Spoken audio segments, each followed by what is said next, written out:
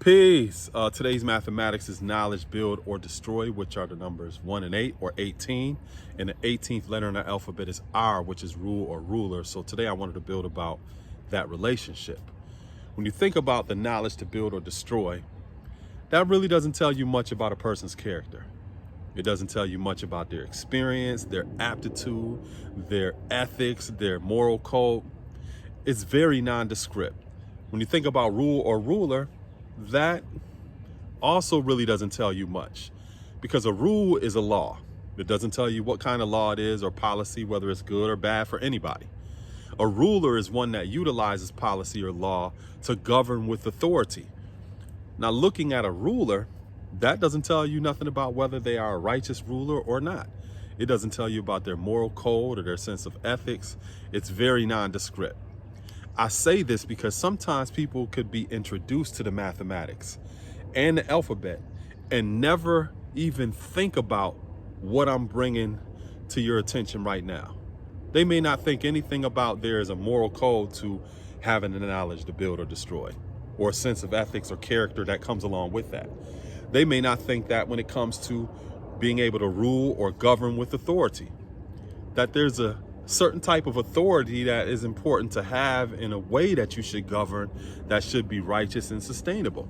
There are many people who are introduced to this that never peel back the layers to question any of these things that I'm bringing to your attention, to understand that there are nuances to this and a moral code and a sense of ethics and character and integrity that comes along with that.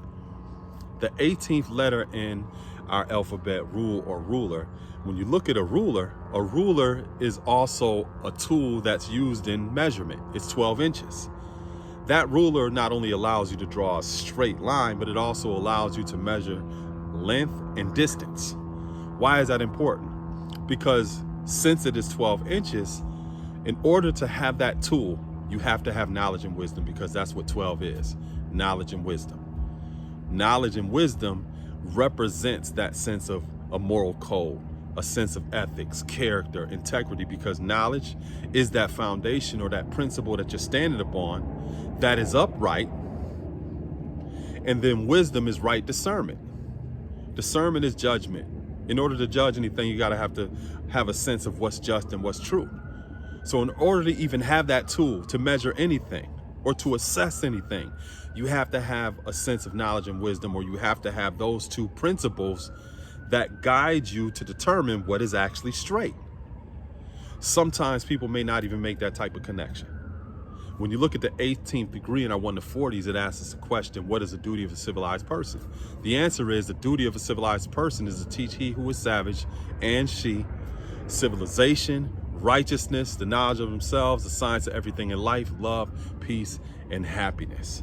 When you think about it in that context, you can see the moral code, you can see the ethics, you can see the integrity, the aptitude, and all of those various different things that are part of our principles, our values, our character, that are required for us to not only govern with authority, but also to utilize this as a standard or a line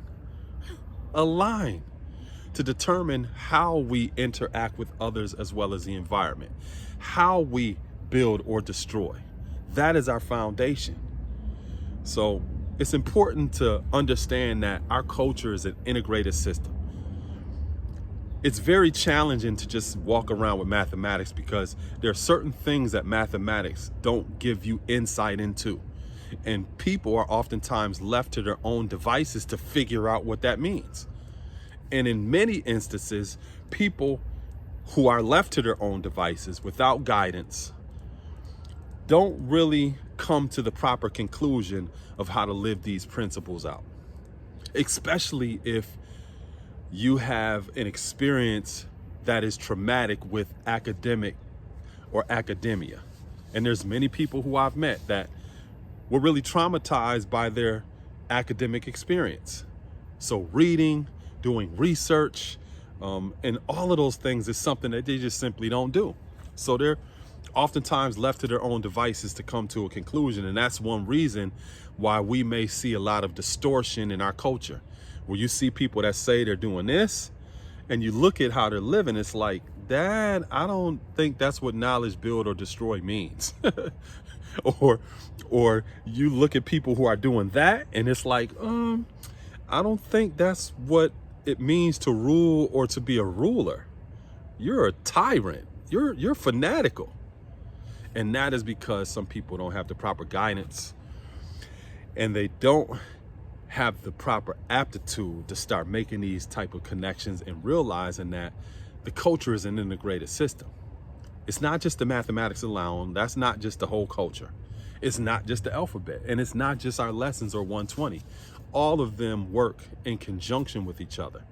So when you have the mathematics and you're learning about the knowledge to build or destroy, the 18th letter or rule or ruler gives you greater context of what that means. And then when you look at the lessons, the 18th degree, what is the duty of a civilized person? It puts it into more context of what knowledge to build or destroy means. Because we're not supposed to be out here saying we got the knowledge to build or destroy if we don't recognize our duty as civilized people and making sure that the society is civil. It's going to be something that we're missing. So I will, this was inspiring, empowering, educational, and just gave those of you some insight into that relationship of knowledge to build or destroy, the ruler, and then also our duty as civilized people. Peace.